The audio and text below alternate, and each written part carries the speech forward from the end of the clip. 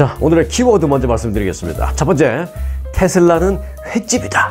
그리고 두 번째, 올여름 미국에 매미개돈이 발생한다. 그리고 세 번째, 세계에서 사과값이 가장 비싼 나라는 한국이다. 그리고 네 번째, 트럼프의 형사재판이 이제 오늘부터 본격 시작된다 입니다.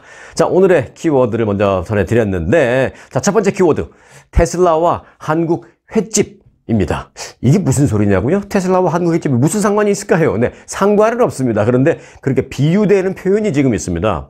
테슬라가 한국에서는 이제 횟집과 비교를 많이 당하고 있습니다. 왜 그러느냐? 그 이유는요. 횟집이 이제 또 그렇잖아요. 이제 바다에 나갔던 배가 안 들어오거나 아니면 뭐 들어오더라도 뭐 고기를 많이 못 잡고 그냥 빈 배로 들어온다거나 예를 들어서 그러면 회를 못 팔곤 하는데요. 요즘 한국에서는 툭 하면 테슬라 차량이 안 들어왔다 그러면서 고객이 테슬라를 사려고 갔는데 툭 하면 차가 없다고 그런답니다. 그래서 이제 테슬라는 툭 하면 배로 해당 모델에 안 들어오면 계속 못 받고 생선이 안 들어오면 못 파는 것처럼 또 배로 오늘 들어온 물고기가 뭐 있는지 물어보는 그런 횟집 같다라는 그런 표현입니다. 자, 이제 이 상황은 그런데 좀 한국에서는 조금 지났고요. 근데 두 번째 이유가 있습니다. 그 두 번째 이유는 무엇이냐면 바로 가격 정책 때문입니다. 툭 하면 올렸다 내렸다 하니까 사람들은 그 횟집에 가면 가격이 뭐 얼마라고 써 있지 않고 그저 시가, 뭐 이렇게 한국에서는 시가 그렇게 써 있는 경우가 많이 있는데요. 이는 이제 시장 가격에 따라서 가격이 자주 변하니까 또 뭐 고기를 많이 잡으면은 좀 싸게 팔 수도 있고 뭐 아니면 좀 비싸게 팔 수밖에 없고 이러니까 이제 시장 가격에 맞게 팔 수밖에 없다 해서 이제 횟집에서도 딱 얼마라고 정해놓기가 어려운 그런 생선들 그런 경우에는 이제 시가 이렇게 써놓는 그런 거죠. 미국에서도 뭐 이런 게 있습니다. 식당에 가면 미국 식당 같은 경우에 일부 메뉴의 경우에는 마켓 프라이스라고 써 있거나 아니면 이제 줄여서 대문자로 MP 이렇게 써 있는 경우가 있는데 그게 이제 한국말로 따지면 이제 시가라는 거죠. 테슬라가 그렇다는 거죠. 툭 하면 가격을 올렸다, 툭 하면 내렸다 하니까 한국에서는 사람들이 이게 무슨 횟집이냐? 가격이 맨날 달라지게? 라면서 이 횟집 테슬라라는 그런 좀 비아냥대면서 그 비유하는 표현이 있습니다. 그런데 이제 그런 테슬라가 미국 시장에서 또 주력 제품인 모델 Y를 비롯해서 세 개의 모델의 가격을 또 $2,000씩 낮췄습니다. 뭐 올라가는 게 아니라 낮추는 거니까 뭐 나쁜 건 아닙니다만은 테슬라 웹사이트에 따르면요. 연방 세금 공제 이 $7,500를 적용하지 않는 그 모델 Y의 경우에는 기본 출임의 가격은 종전 $44,990에서 $42,990로 2,000불 인하했다는 것입니다. 이 모델 S는 기본 트림 가격이 $72,990. 요건 이제 조금 비싼 거죠. S는 $72,990로 이제 됐고 모델 X의 기본 트림 가격은 $77,990로 역시 2,000불씩 낮아졌다라는 것입니다. 테슬라는 그래도 북미 소비자들에게 합리적인 가격은 우리 사명의 핵심입니다 라면서 가격 인하 이유를 설명했습니다. 횟집 테슬라가 됐던 뭐 고깃집 테슬라가 됐던 뭐 일단 가격이 인하된다라는 건 좋은 소식이죠. 네. 자, 기분 좋은 소식 그러면은 간 김에 하나 더 전해드리고 갈까요? 샌프란시스코 자이언츠 프로야구팀 메이저리그죠. 이정우 선수가 메이저리그에 올해 이제 처음으로 데뷔해서 이제 뭐 한 20경기 했나요? 그 정도 했는데 메이저리그 통산 두 번째이자 그리고 홈구장인 안방인 이 오라클 파크에서 첫 번째 1호 홈런을 쏘아 올리고요. 또 쐐기 타점을 올리는 등 팀의 승리를 혼자서 아주 이끌었어요. 지난 토요일. 자, 이정우 선수는요. 지난 토요일 샌프란시스코의 홈구장인 오라클 파크에서 애리조나 다이아몬드백스와 치를 홈경기에서 1번 타자 중견수로 출전을 해서 먼저 1점을 주고 맞이한 그러니까 0대1로 리드를 당한 상태에서 맞이한 1회 말 첫 번째 공격 그리고 1번 타자니까 이정우 선수가 맨 처음에 나올 거 아니에요. 첫 타석에서 선두 타자로 나왔는데 동점 홈런을 터뜨려 버렸습니다. 샌프란시스코의 밥 멜빈 감독은 그래서 이제 경기가 끝난 후에 인터뷰에서 이정우의 홈런으로 오늘 우리는 아주 엄청난 승리를 가질 수 있다라고 평가했습니다. 이정우 선수는 그 전날 하루 쉬었어요. 휴식 차원에서 구단이 좀 배려를 한 건데 그렇게 이정우 선수가 안 나온 쉬었던 그날은 이 애리조나에게 샌프란시스코는 무려 1대17로 그야말로 이 야구 경기에서 1대17 그야말로 굴욕적인 점수 차로 패배를 했는데요. 그런데 이제 그 토요일 이날 경기가 아주 중요하죠. 그걸 이제 갚아줘야 되는 날인데 토요일 이날 경기가 시작되자마자 1회 초에 먼저 1점을 줘서 그렇게 불길하게 시작했던 그 경기의 흐름을 이정우 선수가 이 동점 홈런으로 단숨에 바꿨다라는 그런 감독의 얘기입니다. 멜빈 감독은 이정우의 홈런이 우리 타선에 불을 붙였다 라면서 이 홈런이 있었던 이후에 그 경기에서 우리 선수들에게 큰 전환점이 됐다라고 덧붙였습니다. 게다가 이제 샌프란시스코를 상대로 유독 강한 그날 상대팀이었던 애리조나 다이아몬드백스의 그 에이스 선발 투수입니다. 잭 갤런이라는 이 투수, 아주 그 샌프란시스코에게 유독 강한 그런 모습을 보이고 있는 선수인데 이 잭 갤런 선수를 상대로 이정우 선수가 나오자마자 바로 그냥 동점 홈런포를 터뜨려 버리니까 의미가 컸다라는 것입니다. 상대 투수인 잭 갤런은요, 그때까지 시즌 3연승을 달리는 그야말로 에이스 중에 에이스 선수였는데 이날 이정우 선수에게 나오자마자 첫 타자에게 홈런을 맞고 나서 좀 정신이 어지러질했는지 무너지기 시작하면서 그날 패하면서 첫 패배를 기록한 그런 선수가 됐습니다. 아주 이정우 선수 대단한 활약을 했다라는 기분 좋은 소식 함께 전해드렸습니다. 자, 이번에는 앞서 전해드렸던 키워드 중에 하나였죠. 매미겟돈 스토리를 전해드리겠습니다. 자, 미국에서 무려 221년 만에 최대 규모의 매미떼가 나타날 것으로 예고되어서 미국인들이 지금 긴장하고 있습니다. 미국의 곤충학자들은요, 이달 말쯤부터 올 여름까지 주기성 매미 2개의 종류가 함께 지상으로 올라와 활동할 것으로 예상됩니다.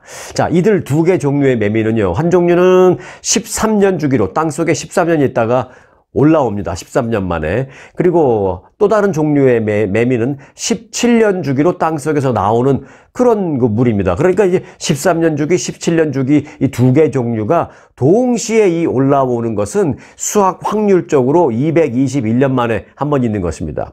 미국에서 이 두 부류가 동시에 출현했던 것은요, 지난 1803년 1903년도 아니고요. 1803년 토머스 제퍼슨 대통령 재임 시기에 한 번 있었는데 그 이후에 이번이 처음입니다, 이제. 자, 이들은 매년 여름에 흔히 볼 수 있는 일반적인 우리가 매년 보는 그런 매미들과는 좀 다릅니다. 예를 들어서 이제 외형도 좀 다른데요. 붉은 눈을 지니고 있고요. 10년이 넘는 이렇게 긴 시간 동안 땅속에서 추위를 피하기 위해서 땅속 깊은 곳에서 유충 시절을 오랫동안 보내다가 올라오는 것이 특징입니다. 자, 코네티컷 대학의 곤충학자인 존 쿨리 박사는요, 이번에 나타날 현상을 그 매미와 아마겟돈을 합친 말로 매미겟돈이라고 부르고 있습니다. 사실 이제 이 매미겟돈은요, 그 교수님이 한 말을, 영어로 한 말을 제가 한국말로 번역하는 말이고요. 사실 이제 쿨리 박사님이 사용한 그 표현은 아무리 영어겠죠. 당연히 영어겠죠. 정확하게는 그래서 이제 매미가 영어로는 시케이다입니다. 시케이다. 그러니까 시케이다를 합친 데 아마겟돈 그 얘기니까 이제 쿨리 박사가 만들어 퍼뜨린 용어는 정확하게는 시케이다 겟돈입니다. 시케이다 겟돈. 그런데 시케이다 겟돈보다는요, 제가 만든 말 매미겟돈이 훨씬 입에 착착 달라붙고 실감도 더 나지 않습니까? 아무튼 그래서 이제 이 시케이다 겟돈, 매미겟돈이 얼마나 많은 매미를 지금 우리가 예상하고 있느냐. 무려 수백조 마리. 수백만도 아니고 수천만도 아니고 수백조 마리. 어쩌면 이 쿨리 박사님 그 예상은요, 어쩌면 1천조 마리에 달할 수도 있다라고 합니다. 이 동시에 땅 위로 올라오는 게. 미국의 어느 지역에 그러면 가장 영향을 많이 입을지는 일단 중부와 동남부 지역으로 예상이 됩니다. 이 매미들이 주로 서식하는 지역은 일리노이주를 비롯해서요, 위스콘신주에서 루이지애나주, 또 워싱턴 DC 옆 그 메릴랜드주에서 조지아주 사이로 이어지는 그 중부와 동남부 지역입니다. 전체 16개 주에 걸쳐서 그러면 얼마나 많으냐, 그 밀집도가 1에이커당 평균 약 100만 마리. 1에이커당 평균 100만 마리가 뒤덮을 것으로 예상됩니다. 이 매미들은 새들에게는 아주 이상적인 먹이가 된다고 합니다. 그러나 한 가지 다행스러운 것은 뭐 사람이나 아니면 농작물에 직접적인 어떤 해를 주지는 않는 것으로 알려져 있습니다. 그 부분은 다행이죠. 하지만 걱정되는 게 있습니다. 이 매미 울음소리 아시죠? 우리 한국에서 왜 한여름에 매미들 막 울면 참 이렇게 그 개울가 옆에 누워있으면 매미 울음소리가 좀 낭만적으로 들리기도 하고 했잖아요. 그런데 이 매미갯돈의 매미 울음소리는 낭만과는 거리가 멉니다. 이 큰 매미들 울음소리 때문에 개체수가 많아질수록 이제 소음은 더 엄청나게 이제 커질 수밖에 없는 문제가 있는데요. 이 곤충학자인 쿨리 박사님은 매미떼가 내는 소리가 110데시벨에 달한다라고 말하고 있습니다. 110데시벨이라면 어느 정도인지 좀 실감이 안 나시죠? 쿨리 박사님은 이렇게 표현을 했습니다. 마치 제트기 옆에 머리를 대고 있는 것 같은 고통스러운 소음이다 라고 했습니다. 제트기가 엔진을 시동을 걸었는데 그 옆에 머리를 대고 있는 정도의, 귀를 대고 있는 그런 정도의 엄청나게 고통스러울 정도로 시끄럽다라고 합니다. 2007년 일리노이주 시카고의 그 음악 축제인 라비니아 페스티벌이라는 게 있었는데요. 그때 지금 이제 두 가지 종류가 동시에 나오는데 그때는 17년 주기 매미만 올라왔어요. 그런데 17년 주기 한 종류의 매미만 그때 올라왔는데 그들의 출연으로 인한 그 소음 때문에 이 음악 페스티벌이 일정을 연기하기도 했습니다. 그 매미떼가 다 지나간 다음에 페스티벌 여는 것으로. 자, 그리고 2021년도에는요, 워싱턴 DC 인근 덜레스 국제공항에서 백악관 취재단 그 전세 비행기가 있었는데 그 전세 비행기에 이 매미 떼가 갑자기 날아들어서 외부 장비 일부에 문제가 생긴 적도 있습니다. 그래서 이제 이륙이 한참 지연되는 그런 사태도 있었습니다. 학계는 이번에 221년 만에 체험하는 자연현상, 17년, 13년 두 개의 주기를 갖고 있는 이 매미가 동시에 나타나는 이 자연 현상에서 여러 가지 진기한 데이터를 수집할 수 있을 것이기 때문에 큰 기대감도 갖고 있다라고 말했지만 한편으로는 앞서 제가 이제 언급했던 그런 뭐 전투기 엔진 소리 같은 그 엄청난 소음과 또 징그러울 정도로 많이 몰려 나오는 그런 현상으로 인해서 안전 문제가 발생할 수도 있기 때문에 크게 우려하고 있다라고 말하고 있습니다. 자, 매미갯돈, 시케이다 갯돈. 사실 그 한여름에 우리가 뭐 동네에서 일반적으로 들을 수 있는 그런 매미들의 울음소리도 어떤 경우에는 좀 시끄럽다. 밤에 잘라 그러는데 이게 밤새 너무 시끄러운데 낮에는 좀 낫지만 밤에는 좀 시끄러운데 이런 생각이 가끔 들기도 할 정도인데 이번에 매미갯돈은 그런 동네 일반 매미의 양보다는 훨씬 더 상상을 초월하는 숫자이니까 그 소음 피해는 벌써부터 걱정이 되기도 합니다. 또 너무 많은 매미떼가 집단으로 날아다니면서 항공기 안전 같은 데에 또 피해를 입히지 않을까 하는 그런 부분도 좀 걱정이 되기도 합니다. 자, 올여름 중부와 동남부의 그 매미갯돈, 시케이다 갯돈의 피해 예방을 좀 철저히 해야겠다라는 그런 생각이 듭니다. 앞으로 여러분들 미국 뉴스 같은 걸 보시면은 특히 이제 중부나 동남부 지역, 뭐 또는 동부 지역에서 이제 미국 로컬 뉴스를 보시면 가끔 시케이다 갯돈이라는 표현을 쓰는 뉴스가 나올지도 모릅니다. 그 얘기 나오면 송 앵커가 얘기한 매미갯돈 얘기하는구나 하고 금방 아시면 되겠습니다. 명품 유럽, 아주유럽의 품격이 더욱 높아졌습니다. 영국, 프랑스, 스위스, 이태리, 바티칸의 네덜란드와 독일까지 US 아주 투어만의 서유럽 7개국 13일. 일정이 다르면 여행의 품격이 다릅니다. 투어업계 유일하게 박평식 대표가 현지에서 직접 설계한 40년 노하우가 담긴 아주 좋은 아주 유럽. 고객 만족도 전매주 1위. 1등 회사 US 아주 투어와 함께하세요. 아주 좋은 아주 투어. 자, 지난 토요일에 그 마을 축제가 열리던 그 공원에서 총기 난사 사건이 벌어져서 최소 2명이 사망하고 6명이 다치는 그런 일이 있었습니다.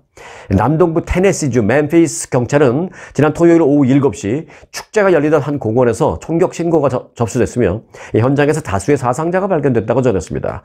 경찰은 기자회견에서 2명이 현장에서 사망한 상태였고 부상자 가운데 1명은 또 중태다라고 전했습니다. 이 사건 당시 공원에서는요 주민 200~300명가량이 모여서 축제를 벌이고 있었는데 갑자기 여기서 이런 난사 사건이 벌어진 것입니다. 미국의 비영리 단체 총기폭력 아카이브라는 단체가 있습니다. 이 단체에 따르면 올해 들어서 미국에서는 이미 올해 이제 넉 달도 아직 안 지났잖아요. 4월 지금 22일이니까 넉 달도 아직 다 안 지났는데 여기까지만 해도 이미 미국에서는 120건의 총기 난사 사건이 벌어졌다고 합니다. 자, 그럼 일반적으로 미국 언론에서 총기 난사 사건이라고 분류해서 보도하는 그 기준점이 있는데요. 기준점은 이렇습니다. 범인을 제외하고 피해자를 기준으로 4명 이상이 총에 맞아서 다치거나 숨진 그런 사건, 이걸 총기 난사 사건으로 규정합니다. 그런데 이제 이 단체의 보고서에 따르면 미국에서 작년 한 해 동안 발생한 이 총기 난사 사건은 무려 656건에 이르는 것으로 집계됐습니다. 1년에. 그러니까 하루 평균 2건가량 이 총기 난사 사건이 발생하는 셈입니다. 자, 이 정도 되면 거의 뭐 일상이지 뭐 더 이상 뉴스도 아니지 않나 하는 그런 자괴감까지도 저는 개인적으로 들곤 합니다. 트럼프 전 대통령의 성추문, 입막음, 돈 그 의혹 사건에 대한 형사재판이 드디어 오늘부터 본격적인 심리 절차에 들어갑니다. 검찰과 트럼프 측 변호인, 전 대통령 측의 그 변호인단은, 검찰과 이제 변호인단은 오늘 이 모두 진술과 함께 트럼프 전 대통령을 피고인으로 하는 형사 사건에 대한 본 재판 일정을 시작합니다. 자, 앞서 양측은요, 지난 19일까지 트럼프 전 대통령의 유죄 또는 무죄를 가릴 배심원 12명과 또 배심원 후보 배심원 6명, 모두 18명의 명단을 확정을 했습니다. 그리고 이제 배심원 선정작업을 그렇게 마무리했다. 그래서 이제 다음 주 월요일부터 공식 재판을 시작한다라고 금요일 발표를 했습니다. 그 다음 주 월요일이 이제 오늘이잖아요. 자, 첫 절차인 모두 진술은 원고인 검찰이 먼저 이제 배심원단을 상대로 사건 개요를 소개합니다. 그리고 이제 재판에서 제시될 증거를 토대로 우리가 혐의 사실을 어떻게 입증할지 이런 거를 이제 배심원들에게 개괄적으로 설명하는 그런 방식으로 이어집니다. 이 검찰 측은 공소장에 기재된 그 데니얼스 관련 범죄 사실 외에도 트럼프 전 대통령 측이 이 선거에 불리한 정보를 돈을 주고 사들인 뒤에 대중에게 알려지지 않도록 묻어버리는, 제가 지난주에 설명을 드렸죠. Catch and Kill이라는 수법을 활용했다라는 점을 부각하기 위해서 이 다른 사건 관련자들을 증인으로 소환할 계획입니다. 이런 것도 이제 배심원들에게 설명을 할 겁니다. 오늘 그 Catch and Kill 전략과 관련해서는 제가 설명드렸죠. 이 어떤 그 여성이 트럼프 전 대통령 측과 함께 내가 그 오랫동안 난 트럼프와 불륜 관계에 있었습니다. 이런 복잡한 문제를 폭로하려고 했는데 대선을 앞두고 그 내셔널 인콰이어라는 그 매거진에서 접근을 해서 그 폭로하려고 하는 그 내용 우리하고만 독점으로 합시다. 내가 15만 불 줄게요. 그래서 실제로 15만 불을 주었고, 그래서 그 사람은 사인을 했습니다. 이 내용을 내셔널 인콰이어 매거진이라는 그 언론 그 기관 외에는 다른 데 하고 난 안 하겠다라고 사인을 하고 15만 불 받았습니다. 그 여성이. 그런데 돈을 주고 사인까지 받아간 그 내셔널 인콰이어즈는 그 후에 이 사람과 인터뷰를 다 해놓고 보도하지 않고, 소위 말하는 보도하지 않고 묻어버린 겁니다. 아니 15만 불씩이나 주어놓고 보도를 안 해버린 겁니다. 그러니까 내가 보도할 권리를 샀다라기보다는 다른 데서 보도하지 못하게 막는 권리를 사버렸다라는 것이죠. 근데 그런 것이 이제 선거를 앞두고 나에게 불리한 것을 없애기 위해서 한 그런 것은 중범죄다라고 해서 이제 중범 혐의로 기소를 한 것입니다. 이런 내용과 관련해서 이제 검찰은 배심원들에게 개괄적으로 오늘 설명을 하고, 자, 그래서 이 부분과 관련된 여러분들이 납득할 수 있는 여러 가지 증거가 우리에게 있으니 그 증거를 오늘부터 시작되는 재판에서 하나씩 배심원 여러분들에게 우리는 제시를 하겠습니다. 뭐 이런 얘기를 할 겁니다. 요게 이제 모두 진술이라고 합니다. 물론 변호인 측도 모두 진술 형식의 발표를 합니다. 뭐냐면은 트럼프는 무죄입니다. 마녀사냥입니다. 정치적 탄압입니다. 그래서 무죄라는 것을 우리 변호인단은 앞으로 여러분들에게 납득을 시키겠습니다. 라는 이런 내용 또 똑같이 변호인단도 오늘 얘기할 것입니다. 자, 그렇게 재판이 본격적으로 시작된 가운데 트럼프 전 대통령은 따져보니까요, 지금까지 하루 평균에 15만 달러 정도의 법률 비용을 사용하고 있는 것으로 나타났습니다. 트럼프 대선 캠프와 트럼프 전 대통령 측의 선거자금 모금 단체는 지난해 초부터 이 법률 관련 비용으로 모두 6,600만 달러 이상을 사용했고요. 다 계산을 보니까 하루 평균 15만 달러를 법률 비용으로 사용하고 있는 것으로 나타났습니다. 아, 어떤 변호인단인지, 변호사들은 참 돈 많이 벌겠어요. 그리고 트럼프 선거 캠프 측에서는 아주 죽을 맛이죠. 계속 돈을 이렇게 하루에 15만 달러 이상씩, 한 달에 400만 달러 이상씩 막 써야 되니까 참 선거 캠프, 선거 유세에 쓸 돈도 모자라는데 지금 변호 비용으로 이렇게 많이 나간다라는 얘기입니다. 자, 법정에 발이 묶여 있어서 유권자들을 자주 만나지 못하고 있는 트럼프 전 대통령이 이번에는요, 그런데 궂은 날씨 때문에 모처럼의 유세를 또 하지도 못하고 하늘 위에서 유세 취소 결정을 통보하는 일도 있었습니다. CNN 보도에 따르면 트럼프 전 대통령은 지난 토요일 오후 노스캐롤라이나주 윌밍턴에서 개최하려던 선거 유세를 행사 30분 전에 취소했습니다. 왜 그러냐면 이유는 이 행사가 예정되어 있던 그 지역에 번개, 천둥, 우박, 뇌우등 등이 이 지역에 이제 강타를 하면서 강풍과 심각한 우박 등으로 위험한 날씨가 예고됐기 때문입니다.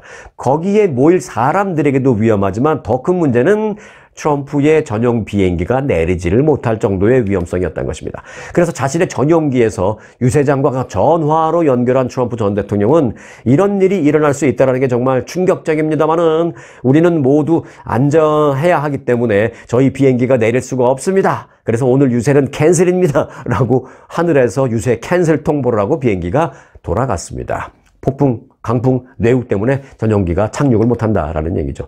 그는 이제 빠른 시간에 다시 이곳에서의 유세 일정을 잡겠습니다라고 약속을 하고 이제 돌아갔습니다.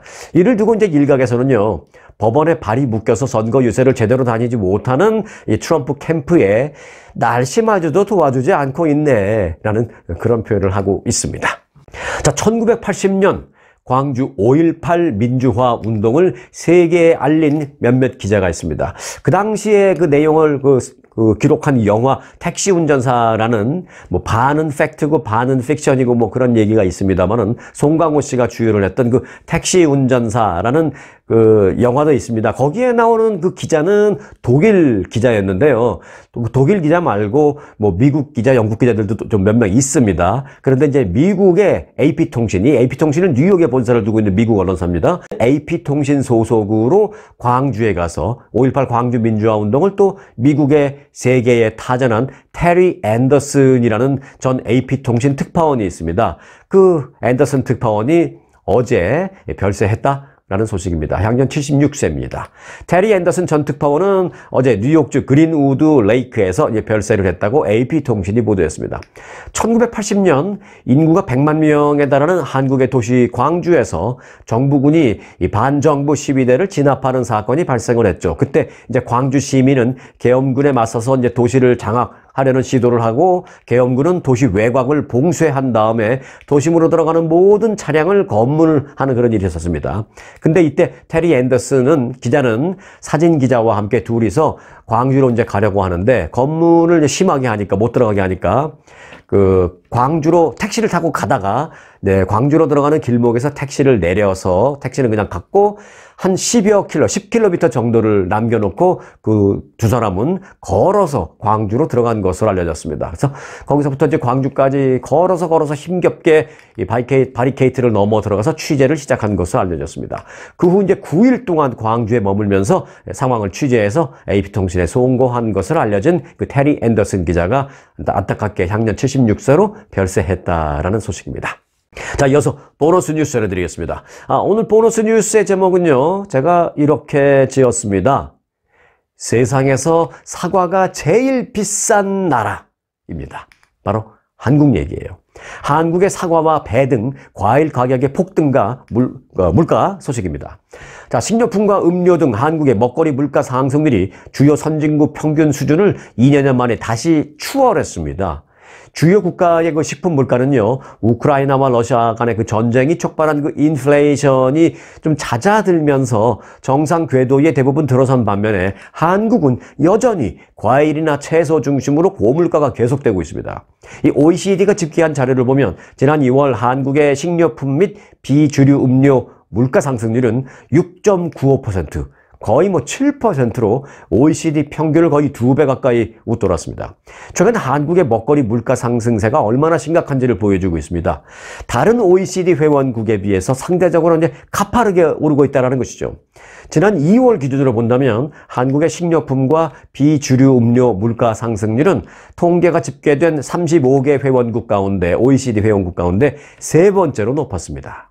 이 한국의 먹거리 물가는 말씀드렸던 대로 사과 그리고 배 등 한국인들이 가장 사랑하고 가장 기본적으로 먹는 그 과일이 가장 지금 고민거리입니다.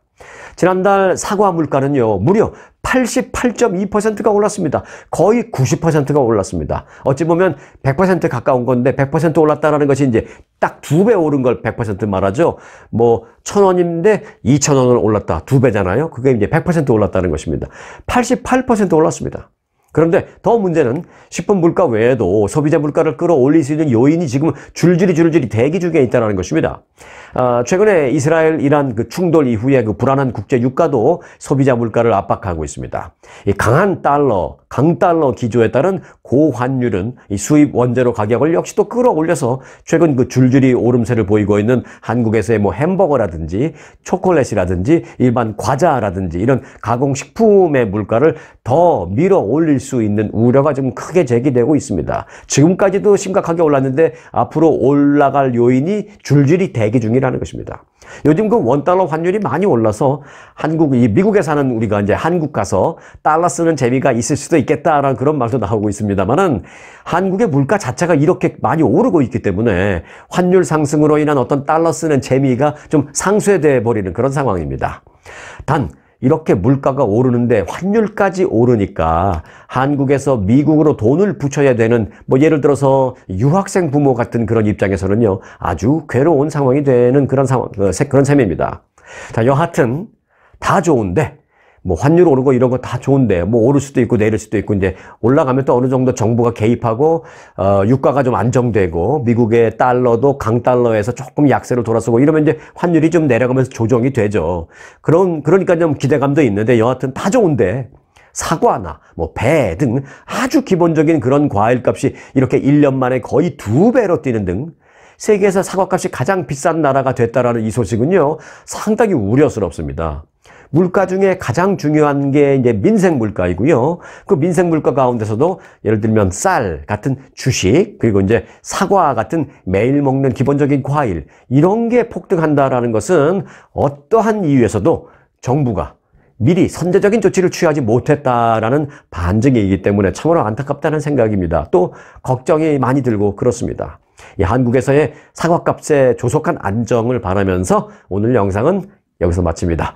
언제나 스토리가 있는 뉴스 송앵코의 스토리 뉴스 마칩니다.